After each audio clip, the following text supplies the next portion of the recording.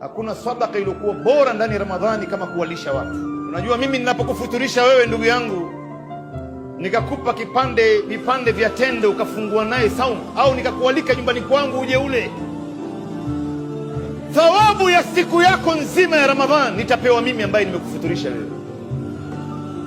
Pamoja na yangu itakuwa ni thawabu ya siku mbili, na yako haitopungua hata chembe. Rasul anasema mtu yoyote mwenye kumfuturisha mtu alofunga atalipwa thawabu ya ule mtu ambaye amemfuturisha. Ile thawabu yake ule bwana umemfuturisha tende, umempa ration ya chakula, thawabu ya siku yake utapewa wewe, na yake haitopungua hata chembe. Sasa ukiwafuturisha watu wawili, ukiwafuturisha watu watano, kuna watu wanawafuturisha watu 10 katika mwezi mzima wa Ramadhani.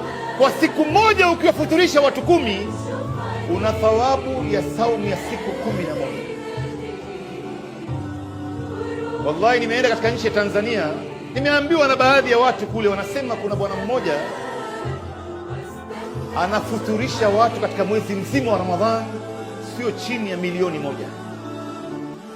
Hatukuambii zile ration ambazo anatoa za chakula, mafurushi ya chakula katika miji mbalimbali, katika misikiti mbalimbali, futari ambayo inayepikwa na maelfu ya watu wanakuja kula pale nyumbani kwake. Naye wanasema kwamba ana wake 3, kila nyumba inapikwa futari. Wanaelewa fadhila hii. Na wewe ndugu zangu, wale ambaye ni matajiri waendelee kufanya kazi hii, na wewe ambaye huna uwezo usiache hii fadhila ikakupita.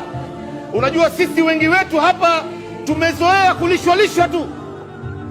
Wewe umezoea kupewa tu. Lini wewe nawe utatoa? Usiache nafasi kama hii ikakupita. Hata kama huna uwezo, wekeza. Maana yake save shilingi 300 400, nenda kanunue tende kilo 1. Chukua gazeti, kata vipande, weka fungu 3 katika kila fungu, itatoka fungu 30. Njoo naye msikitini kabla ya magharibi, kila anayeingia mpe. Utaandikiwa thawabu ya siku 30 na yako siku 31 kwa saumu ya siku moja tu, kwa sababu umewafuturisha.